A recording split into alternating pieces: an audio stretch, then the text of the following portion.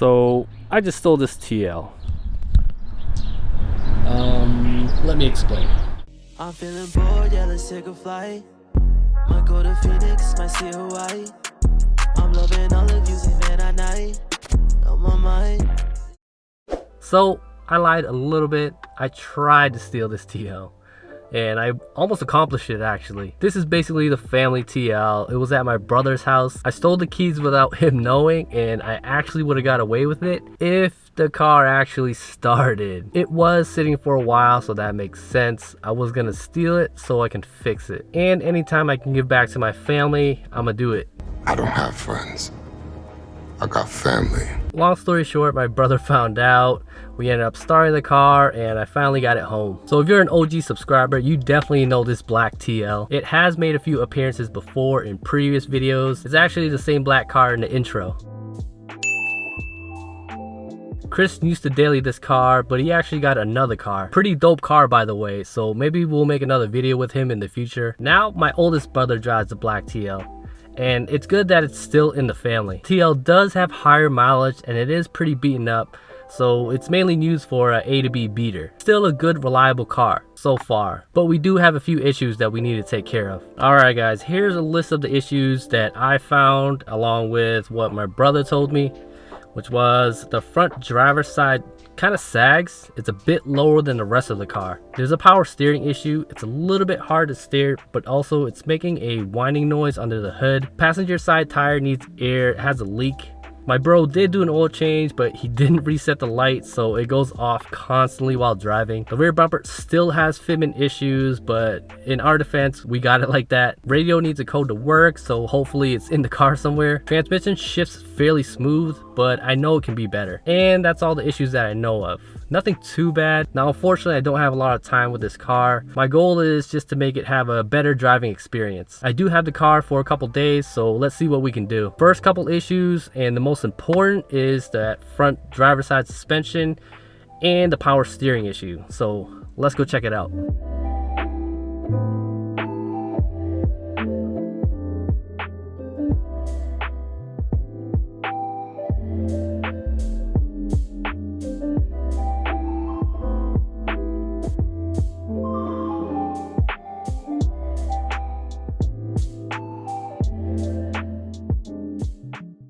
Alright guys, quick backstory on the car. This is a 08 TL base. We got the car fairly cheap, obviously with some issues and some rear end damage. I remember there was a few issues under the hood.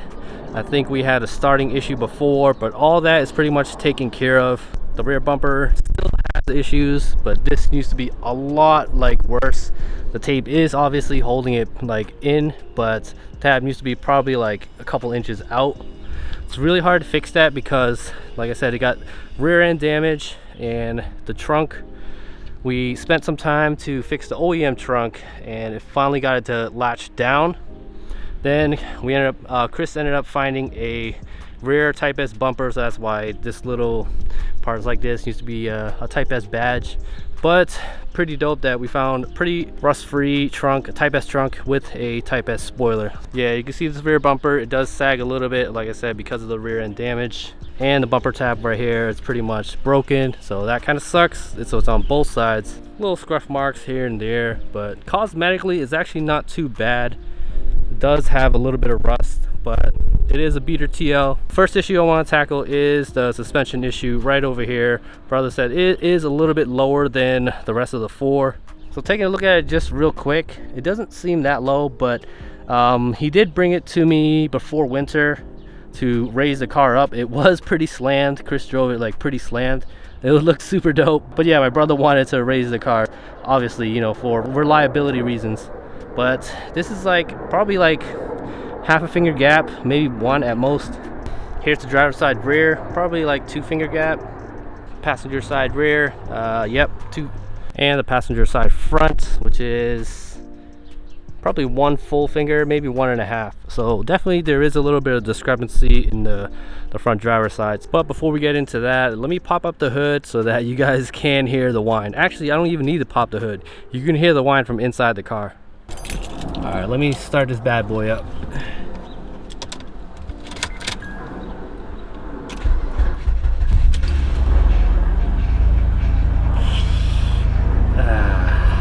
hear that? I don't know if you can. There's an airplane coming by, so it's a little bit hard to hear, but let me just be quiet so you guys can hear it.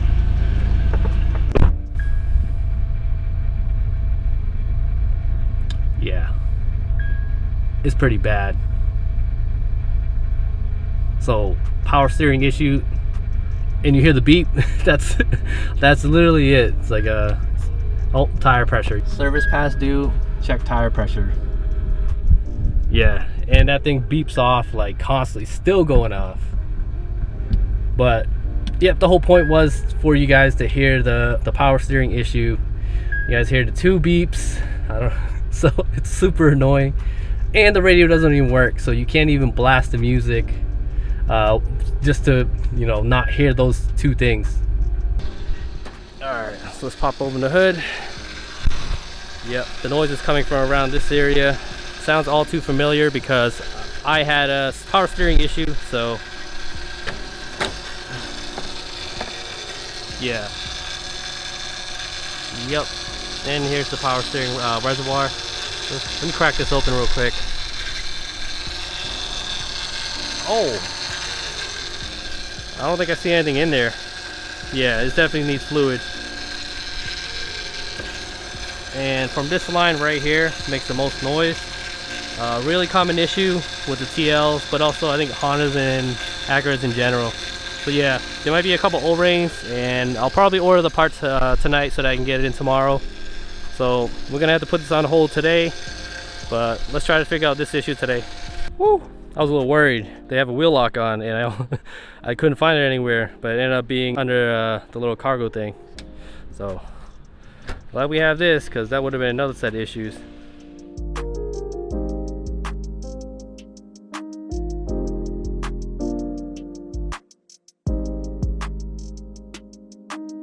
Alright guys, so I don't know if you can see, but the black TL is running function 4 type 1s. It does look a little crusty. One of the main issues that I'm looking for is like if the oil leaking or anything, but I don't see anything, and it's pretty much bone dry. Like there's nothing leaking, there's no fluid leaking out of it. It looks completely dry, obviously dirty, but I don't see any like oil leaking or anything from it. So what I'm going to do is just loosen that collar and just raise it up. I don't know if like the springs finally settled or anything like that, but yeah, everything looks normal to me besides it being super crusty. But yeah, you can definitely see this was the lowered height, and we raised it up about like 2 inches maybe. So it did look super dope when it was lowered, but yeah. Yep, like I said, I don't see any issues, so let's just raise the car up.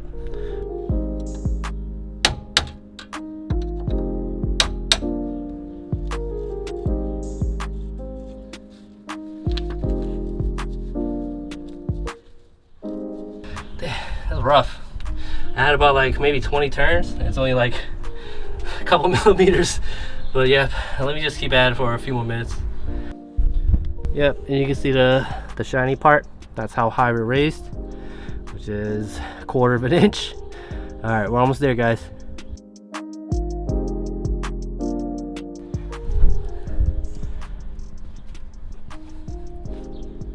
All right, so I got about like maybe 1/2 inch on the collar, a fresh thread, and let me just tighten this down. I don't have the little, I don't even know, that little collar piece to tighten it, but I'll just use pretty much a flathead and a hammer just to tighten this up.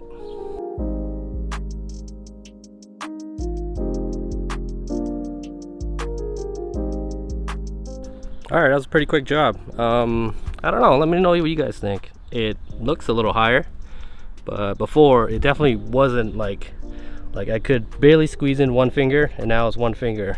That's what she said. So yeah, like this is 1, maybe even a little bit more than 1.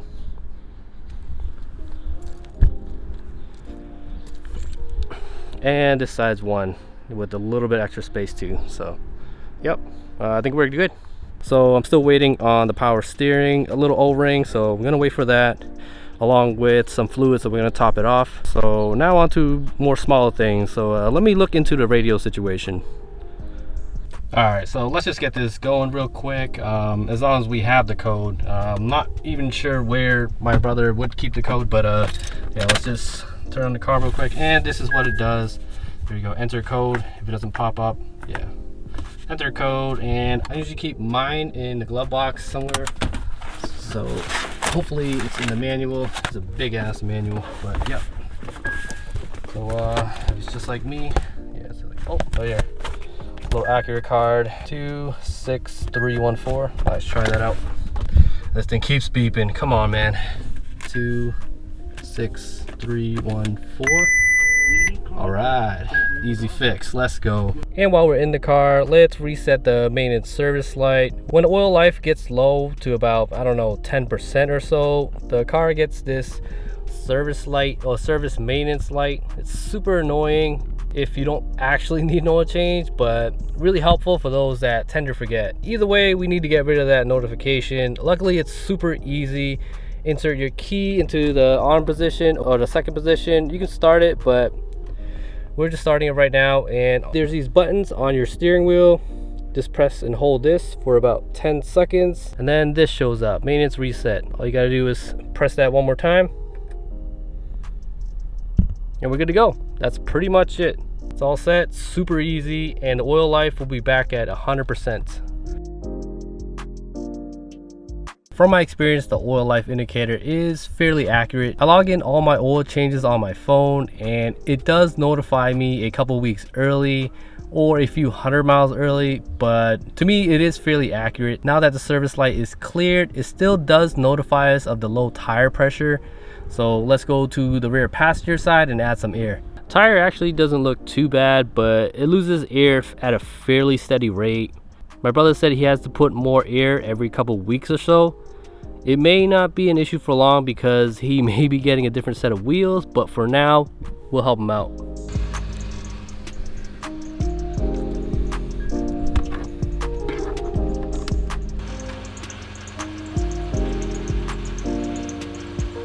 Currently it's at like less than 5 psi. That's pretty crazy. Yeah, let's add it to like 35. All right, we're about at what, 35 psi.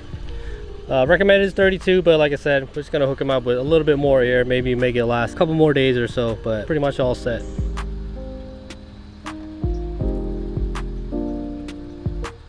And now we're back in the car. Let me close the door real quick so that we can get that light off. Right now there's no more tire pressure sensor light, so cycling through, tire pressure okay right there. Yep, we're good to go.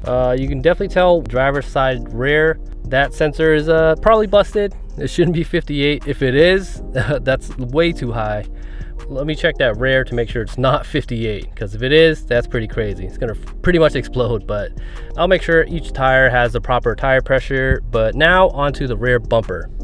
Now unfortunately we can't really do much about the bumper not fitting properly. I remember last time it didn't want to clip in on like both sides. Edges have a lot of stress because it got rear-ended right here. I think that means just like the plastic is basically trying to flare out, and really nothing can be done besides getting a new rear bumper. And for the time being, what we can do is just remove this red tape.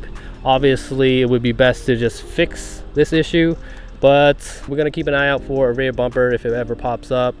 Something that's a little bit better, but also not like damaged. And I'm just literally just gonna peel this off and put some black tape instead to make it look a little less jarring. But yeah, no idea who put the red tape. Yeah, this is really bad. This gotta go, man. I know it's ghetto rigged, but it is just doing the job at the moment. Let's just remove this and put some black tape on. Pretty easy. All right, it's already looking a little better. Well, arguably it looks a little better. Not a permanent fix, obviously. We're looking out for a new rear bumper of the same color. So until then, this will do, especially with the time that I have available. As for the transmission, it really isn't too bad. It goes through all the gears, just a little harshly in my opinion. What I would do is give it some fresh fluid, replace some pressure switches, but unfortunately time is a factor. Plus my brother thinks it's just perfectly fine. So we'll just leave it as is for now. It's the next day and parts finally came in for the power steering. Now for that issue, I'm not 100% sure if this is going to fix the issue, but it's a quick and cheap way to try to fix it instead of replacing the whole power steering pump. Here's the parts that we're going with, which is just power steering fluid from Honda. I got a 3-pack because I know I'll need some. And here are a couple O-rings from Dorman. Here's the part number if you guys want to check it out. Let's take this bad boy off. Power steering pump is right here and the reservoir is right here. There's an upper hose and a lower hose going into the power steering. This car's main issue is the winding issue, and I don't see any fluid in the reservoir, so there's a possibility that it has a leak somewhere. Hard to tell if the pump is running dry, but guys, never let the pump run dry. It will basically kill the power steering pump. Hopefully that's not the case here. So if you have fluid in the reservoir and it's bubbling up, there's a good chance there's air in the system, and it's usually because of the 2 O-rings. That's from one O-ring from the upper hose and one O-ring from the bottom hose. Super easy to remove and install. For the top hose, it's literally just 2 10mm bolts, and for the bottom hose, it's this hose clamp right here, and also there's a 10mm bolt right underneath it. Kind of hard to see, but it's like literally underneath right here. That's basically how you remove the top and bottom. So let's get to it.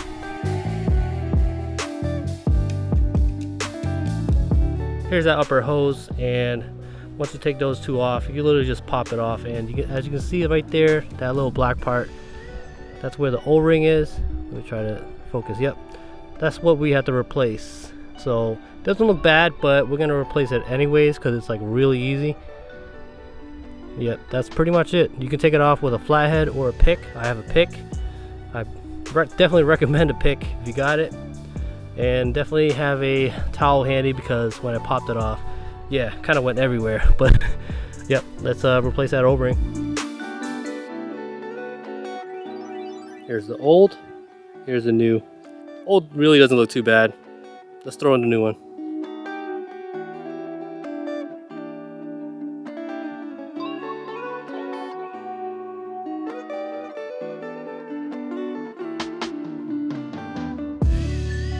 Ooh, finally got that lower hose out. It's a little bitch because it's literally set up like that. It's just hard to get to that little 10mm bolt, but you can get in between it by just going through like this little belt right here. But yep, now it's out. You see the little red orange gasket? We got that in the kit. Should be easily replaceable. Same way as the top hose.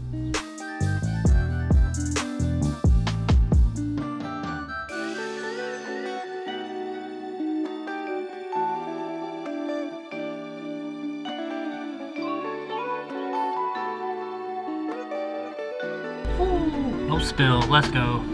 All right, we pretty much got everything buttoned up. 1, 2, and 3 10mm bolts.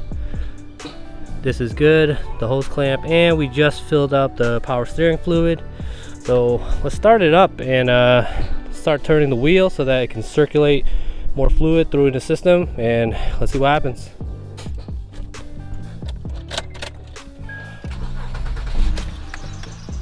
See, we hear that bad boy whine. Oh, now the belt's squeaking, and that's probably my bad. I did spill some power steering fluid on the belt. That's my bad. Doesn't sound like there's a whining issue. Well, we fixed one issue, and we probably created another with the squeaking belt. But yeah, let's turn the wheel so we can get that circulating. Well, the TL is actually naturally hard to turn anyways, so it's hard to tell until we start driving. Oh, it actually got a little softer. Okay. Maybe we'll top it off a little bit more when we get that fluid circulating. Just turn the wheel a few times, all the way left and then all the way right. Probably a couple more times. I did intake a little bit more, but we are fully topped off. All right, so only time will tell if we actually fixed anything or not. I don't see any bubbles. It does sound like the power steering pump is a lot quieter. Let's go out for a test drive real quick to see if the steering is easier or not. Initial turns, it's all right. But we're just sitting, we're not really moving, so. All right. Sorry guys, I don't drive an automatic TL. I'm privileged to say that. Yeah, it's still a little rough.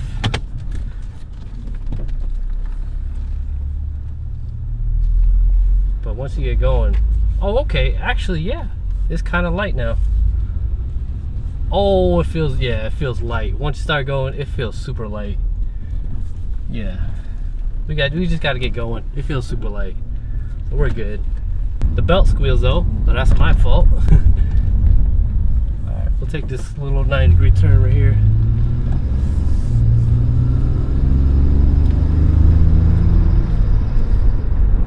Oh, that bad boy screams. All right, another 90. Oh yeah, feels better. There's no more whining noise either. We can always replace that belt too. Maybe spray some like lubricant on it to alleviate that noise. But generally it'll go away by its own. The car was a little low on coolant, so there might be a small leak somewhere. So hook them up with some fresh fluid. I'll probably check the brake fluid also. Top them off with all the fluids. Make sure all the tire pressures are matched up. The car isn't beeping off at all, so that's great. It feels weird, guys, driving a automatic TL. I know probably most of you guys drive automatics, but I don't know, just something about my manual TL that I can't get over. Alright, just finished the test drive. Actually drives perfectly fine, super quiet. I do hear a little bit of the whine, but that slowly went away. I think the fluid on the belt dried up and it doesn't make any more noise, so that's really good because it got super annoying. Steering still feels really stiff when you're really at a standstill, but even if you're going like half a mile per hour, even going 1 mile per hour when you turn, super smooth, super light, even lighter than mine's once it starts to get going. All right guys, the TL is back on a third day of working on it. Just real quick because I ended up throwing wheels on and I think it looks pretty dope, so let's check them out. Bam, here it is. Yo, this looks so sick, guys. So if you guys know, these are the TLX wheels. OEM sets are 17x8 and the TLX is surprisingly 18s, but it's by 7.5, so we're going down a little bit in width and going a little up in height, so it's not too bad. These are OEM spec. Tires are 225/50 by 18, so it is a little bigger. Yeah, the speedometer is not going to read 100% correct, but it's not going to be too bad. And the rear is squatting a little bit because I do have the wheels in the back seats. But yo, I love this. This actually looks really good. Dude, this looks so good. It just pairs together so well. Wow, Acura did a good job with these wheels. Alright guys, so I hope you guys enjoyed the video. I don't really post these maintenance and repair videos that often, but it is really important to do this stuff if you want your car to last. As for the fate of this black TL, well, it's the family beater car. We're pretty much going to ride it until it dies, or the repair costs cost too much and we just get rid of it. Sad, but from a financial point of view, it makes sense. We definitely don't want to dump a ton of money into this car because the car isn't fresh anyways. It's usually a balance between money and reliability. Spend the least amount of money to just make it run as best as it can. Plus, we didn't get it in the best condition anyways. But with some work, we can keep it running a little bit longer. Anyway guys, that wrapped it up for this video. Hope you guys enjoyed it. Catch you on the next one. Peace.